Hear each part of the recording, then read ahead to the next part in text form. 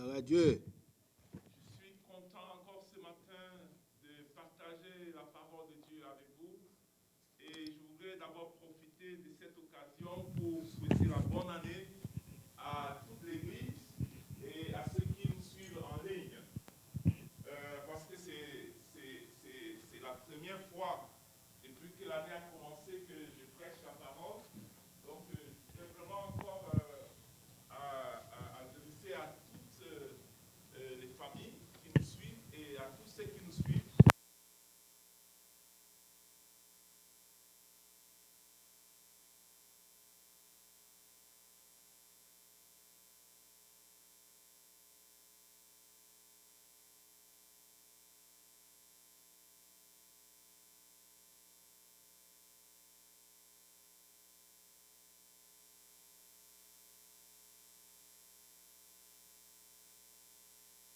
Seigneur nous a accordé sa grâce, nous avons expérimenté sa bénédiction en argent, en famille, en amour, mais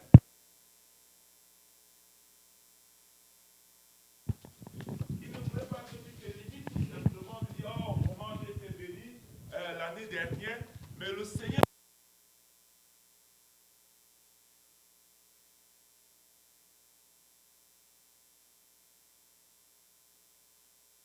Parole. Alléluia. Merci. Donc, je voudrais vraiment t'encourager ce matin d'ouvrir la Bible. Nous allons lire dans les psaumes 26, le verset 5 à 6.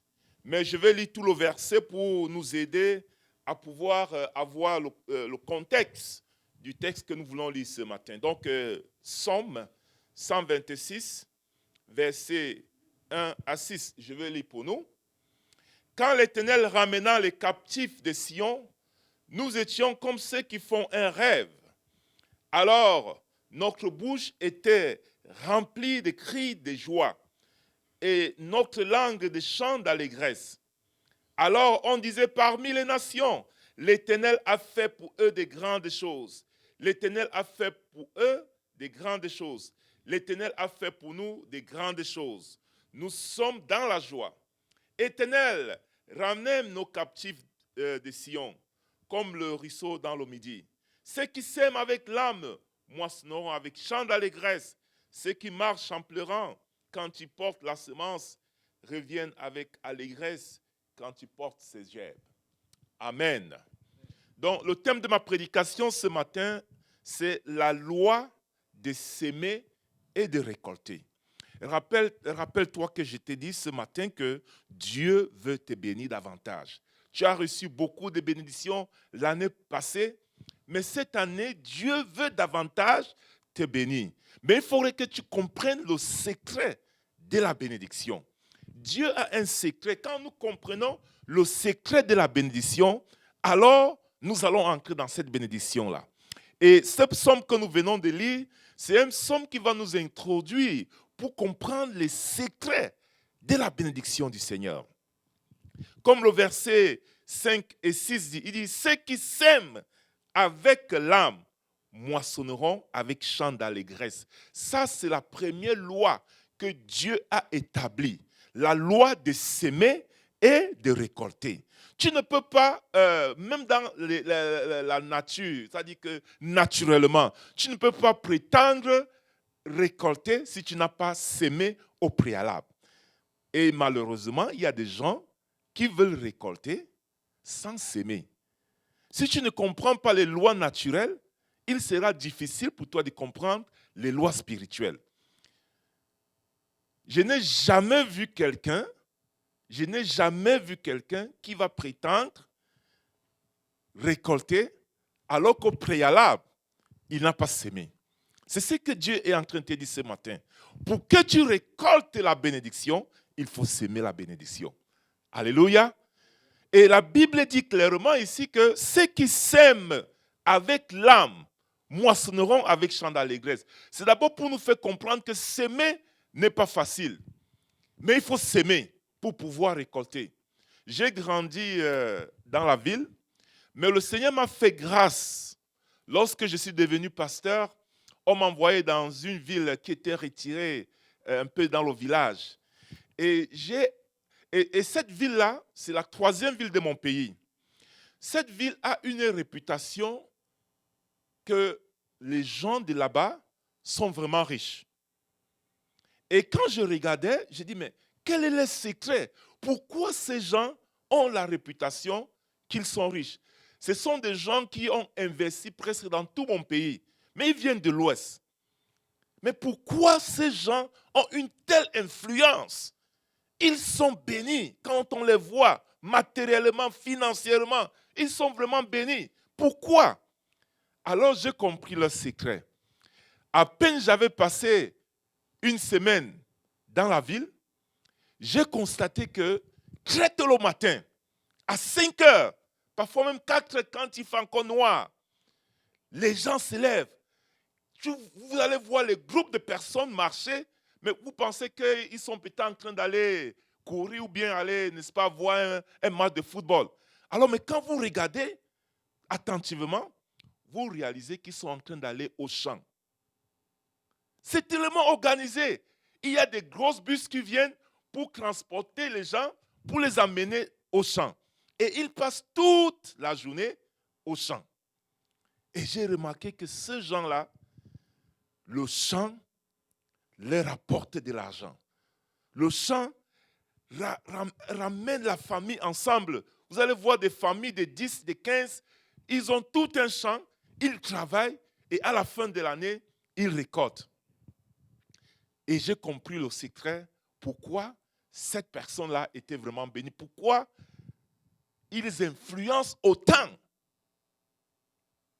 notre pays. Si les païens peuvent appliquer cette loi, la loi de s'aimer et de récolter et prospérer, à plus forte raison, toi, enfant de Dieu. Toute personne qui a semé, que ce soit en business, ils ont récolté parce qu'ils connaissent les lois. Toute personne qui a semé en amour, parce qu'ils connaissent les principes, ils ont récolté. Et c'est pour ces raisons, bien-aimés, moi je vais te défier cette année. Si tu appliques cette loi dans ta vie et qu'il n'y a pas un changement, viens enlever mon titre de pasteur. Parce que je sais clairement que Dieu fonctionne avec cette loi. Vous savez, moi j'ai fait les mathématiques. Lorsque nous avons une formule mathématique, il suffit tout simplement d'introduire les nombres et vous allez avoir le résultat. Si vous comprenez bien la formule, vous appliquez les nombres, vous allez avoir le résultat. Vous n'avez pas besoin d'étudier pendant 20 ans pour appliquer cette formule-là. C'est la même chose avec la loi spirituelle. Si vous comprenez les lois spirituelles, vous les appliquez, vous allez voir la bénédiction de Dieu dans votre vie. C'est pourquoi Dieu commence dans la création. Quand Dieu a commencé, il a commencé avec cette loi de la semence et de la récolte. Et la Bible dit que même quand il a voulu détruire le monde par le déluge, il a dit à Noé, prends quoi? Les couples d'animaux. Pourquoi? Parce que ce principe de la semence doit continuer. Le principe de la semence. Et Jésus lui-même, la Bible dit que la première parabole que Jésus a enseignée dans son ministère, c'était le ministère de la semence. S'aimer et récolter. Tu ne peux pas récolter si tu ne sèmes pas. C'est pourquoi, bien-aimé, cette année, je prie que ta vie soit vraiment une vie de bénédiction. Que la bénédiction de Dieu t'enrichisse. Et le secret ce matin, bien-aimé, c'est que tu comprennes que Dieu fonctionne avec cette loi. Si tu sèmes, tu vas récolter. Alléluia. C'est pourquoi la Bible dit, ceux qui sèment avec l'âme, moissonnent avec chant d'allégresse. Et ici, il faut bien comprendre. Lorsqu'on parle de semeurs, c'est une identité. C'est-à-dire la personne est identifiée comme telle. Semeur. Un voleur, quand on t'appelle voleur, ça veut dire que tu voles, tu es un professionnel dans le vol. C'est pourquoi on t'appelle voleur. Si tu es menteur, ça veut dire que tu es professionnel dans le mensonge. Même chose, si on t'appelle semeur, Ça veut dire que tu es professionnel dans la semence. Quelqu'un qui bagarre, juste peut-être parce qu'il veut se défendre contre des bandits ou contre des inclus, on ne peut pas l'appeler bagarreur. Parce que là, il a bagarré juste pour se défendre. Mais un boxeur ou quelqu'un qui fait du karaté ou du judo, on va dire celui-là est un lutteur ou un bagarreur professionnel. C'est son identité. On le reconnaît comme tel. Il ne fait pas ça au hasard. Il le fait régulièrement. Il est permanent, il s'exerce. Il voit toutes les tactiques, comment il peut bagarrer et vaincre son ennemi.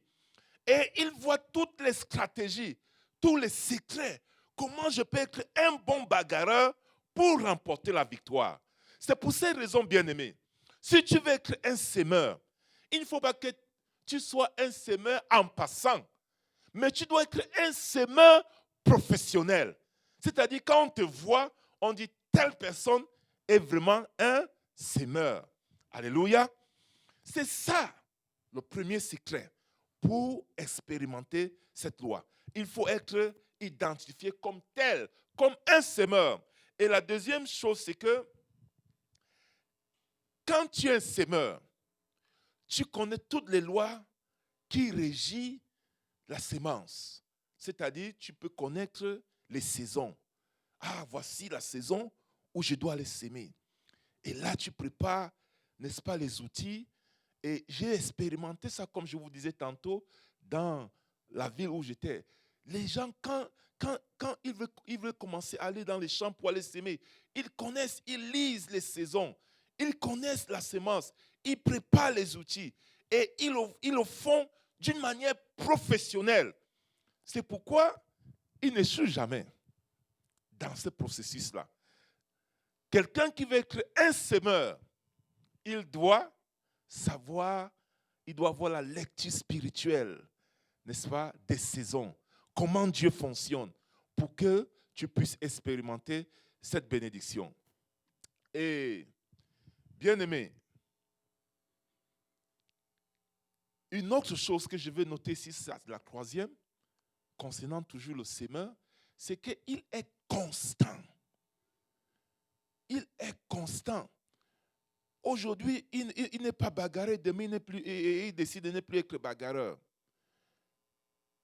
Ou quelqu'un qui est un agriculteur, il va dire, il va s'aimer aujourd'hui et il dit que non, la semaine prochaine, je ne vais plus s'aimer. Non. Il est constant dans son activité. C'est pourquoi, bien-aimé, ce matin, je voudrais vraiment te donner le secret de la bénédiction. S'aimer pour récolter. Il faut que tu sois appelé semeur. Ça doit être ton identité. Vous savez, je vais prendre un exemple simple. Il y a des gens qui font du bien. Aujourd'hui, peut-être, il va s'aimer l'amour aujourd'hui, mais demain, il n'est plus content. Il ne s'aime plus l'amour. Il dit vraiment non. Si c'est une relation avec son mari, il dit non, vraiment. La semaine dernière, j'ai supporté. Non, mais cette semaine, non, je ne peux plus supporter. Il abandonne. Et certaines personnes, ça peut être, n'est-ce pas, peut-être s'aimer dans les biens matériels. Il donne quelque chose, il donne aujourd'hui, et après il dit non, la semaine prochaine, non, je ne peux plus donner, ça va, j'ai déjà donné, ça va, je ne peux plus le faire. Bien aimé, ça, ce n'est pas un semeur. Quand la Bible dit que soyons des semeurs pour récolter, pour appliquer cette loi, il faut être un semeur professionnel. Alors, tu vas récolter. Et la Bible dit clairement ici, ceux qui sèment avec l'âme moissonneront avec chant d'allégresse. Je vous ai dit tantôt, s'aimer, ce n'est pas une activité facile. Je connais l'histoire d'une dame. Je crois que je l'avais déjà rencontrée dans l'une, j'avais déjà raconté cette histoire dans l'une de mes prédications. C'est une femme qui avait un enfant. Et ce fils dérangeait tellement. Il était un bandit, déjà étant très jeune. Parfois, il sortait de la maison. Sa mère ne sait même pas où il est parti. Et cette femme a dit, je vais s'aimer dans la prière. Je vais prier pour mon fils, pour que Dieu transforme son cœur. Cette femme a pris cet engagement de prier pour son enfant, pour son fils. C'est la sémence. Elle n'a pas prié un jour. Elle n'a pas prié 2 jours. Elle n'a pas prié une semaine. Elle a continué à prier constamment, régulièrement pour cet enfant. Parfois, lorsqu'elle dormait, elle laissait sa porte ouverte parce que celui-ci était dehors et rentrait toujours très tard. Et ses voisins lui disent, mais pourquoi laisses-tu ta porte ouverte? Les bandits peuvent venir, n'est-ce pas, et t'agresser dans la maison. Je préfère être agressé que de fermer la porte pour que mon fils reste dehors. Je veux toujours laisser ma porte ouverte. Et je vais prier pour que le Seigneur transforme la vie de mon fils. Cette femme, elle a prié, mais malheureusement, elle est morte. C'est après sa mort qu'un jour, son fils, en voyageant, a rencontré un prédicateur qui prêchait la parole de Dieu. Et pendant qu'il prêchait, celui-ci a reçu l'évangile. Il est devenu non seulement chrétien, mais serviteur de Dieu. L'histoire que je vous raconte, c'est l'histoire de Saint Augustin. Si vous avez la possibilité, allez étudier la biographie de Saint Augustin. Vous allez voir. Saint Augustin est devenu quelqu'un qui, non seulement sa vie était transformée, mais il a impacté les gens de sa génération. Jusqu'à aujourd'hui, on parle de Saint Augustin.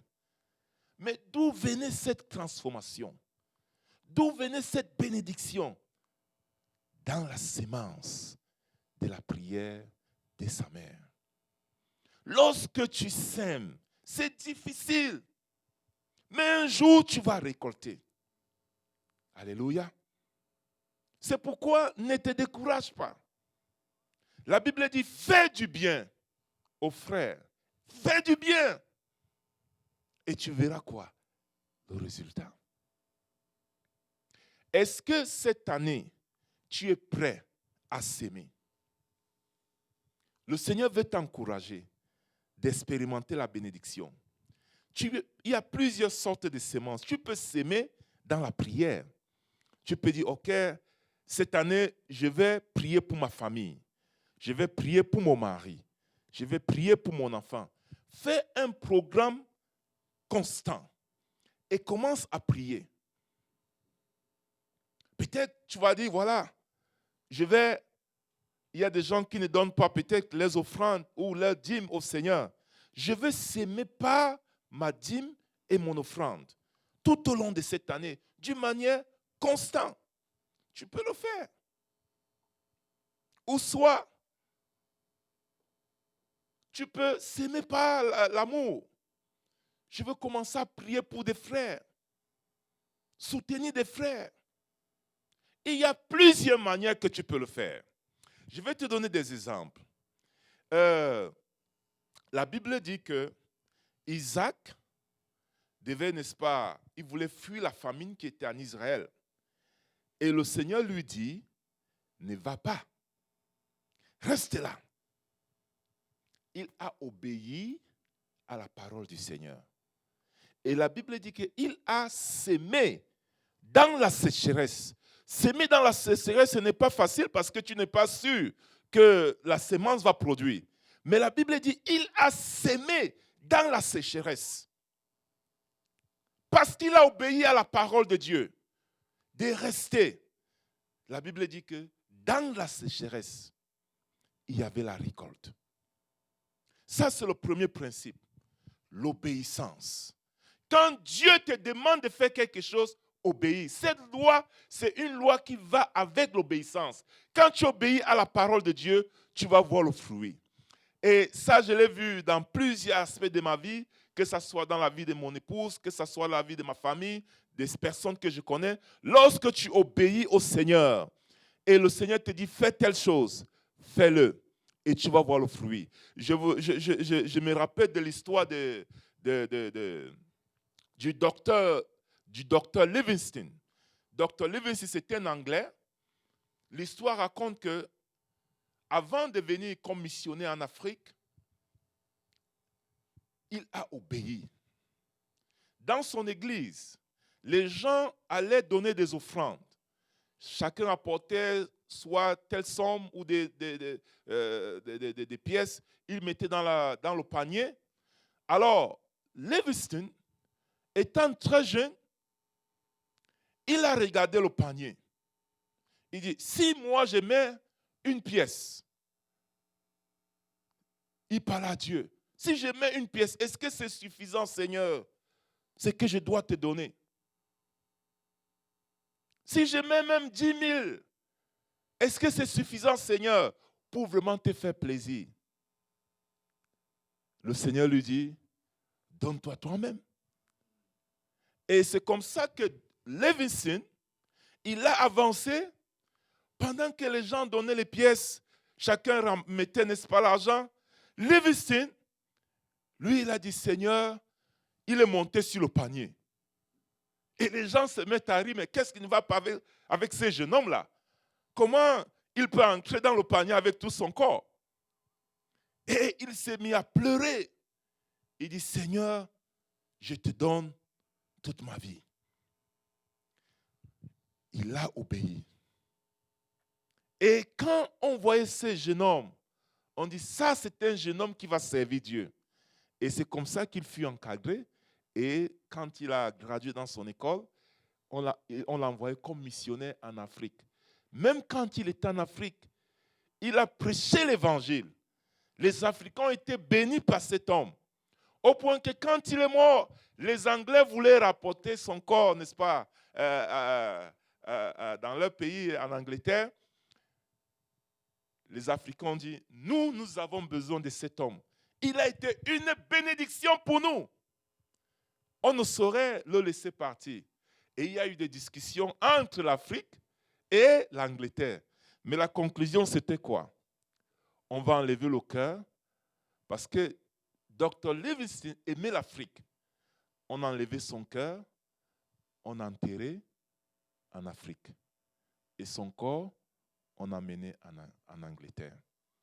Voilà l'histoire de quelqu'un qui a sémé, non seulement par l'obéissance, mais par l'amour.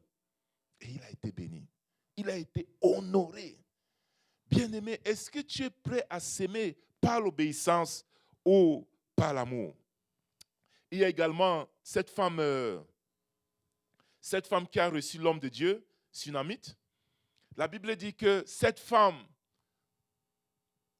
lorsque l'homme de Dieu était en train de passer, il a dit, homme de Dieu, s'il te plaît, viens dans ma maison. Ça, c'est quoi? L'hospitalité. Elle a s'aimé par l'hospitalité. Homme de Dieu, viens. Et c'était dans un contexte où il y avait la famine. Donc, recevoir quelqu'un, ce n'est pas facile. Elle pouvait dire, ah, si je reçois cet homme de Dieu, la petite farine que j'ai et mon huile, il va manger ça certainement, je vais lui servir à manger et je n'aurai plus à manger. Elle pouvait se justifier comme ça et arrêter, n'est-ce pas, l'hospitalité. Mais elle a dit, je vais accueillir l'homme de Dieu. Et l'histoire nous raconte que quand l'homme de Dieu est arrivé chez elle, son fils était mort. À cause de la présence de l'homme de Dieu, non seulement l'enfant est revenu à vie, mais même la nourriture qui lui restait, la Bible dit que c'était éternel. Il y avait l'huile et la farine éternellement. S'aimer dans l'hospitalité, voilà le fruit. Une farine, une huile est devenue constante. Ça ne va jamais. Je ne sais pas comment c'était, mais c'est ce que ma Bible me dit. Et Dieu est capable de le faire. Alléluia. Quand tu sèmes, tu vas récolter. Jésus, la Bible dit que lorsqu'il a opéré le miracle de pains et de poissons, il n'y avait que 3 pains et 2 poissons. Humainement parlant, ça, ce n'était pas possible de nourrir 5000 personnes. Mais la Bible dit que cette semence a porté beaucoup de fruits. Lorsque tu vois la graine de maïs, c'est rien qu'une seule graine. Quand tu vas s'aimer ça, ça va te donner 100, 1000 graines. Quelle bénédiction! Quand Dieu te demande de s'aimer l'amour, de s'aimer ton argent, de s'aimer l'hospitalité, bien-aimé, vraiment c'est pour ta bénédiction. Tu n'as pas le contrôle quand tu sèmes ces grains de maïs, mais quand tu vois le résultat, tu as plein de maïs. C'est la bénédiction. C'est pour ces raisons, donner l'argent à Dieu, donner l'argent pour sa maison, ça ne sera jamais un problème si tu comprends cette loi, la loi de s'aimer et de récolter. La Bible dit pour finir, dans Éphésiens chapitre 4, verset 17, c'est Paul qui parle à l'église des Philippiens. Cette église, la Bible dit, elle a donné. Et lorsqu'elle a commencé à soutenir l'œuvre de Dieu, la Bible dit qu'il y a un compte qui a été ouvert en leur faveur. C'est ça que ma Bible dit. Et Paul dit, les autres églises n'ont pas donné. Hein? Mais sauf vous, église des Philippines. Et c'est pour cette raison, quand il conclut le verset, je crois que c'est Philippiens chapitre 4. Hein? Philippiens chapitre 4. Le verset 17. Il dit, ce n'est pas ce que je cherche les dons, mais je recherche le fruit qui abonde pour votre compte. Voilà ce que Paul dit.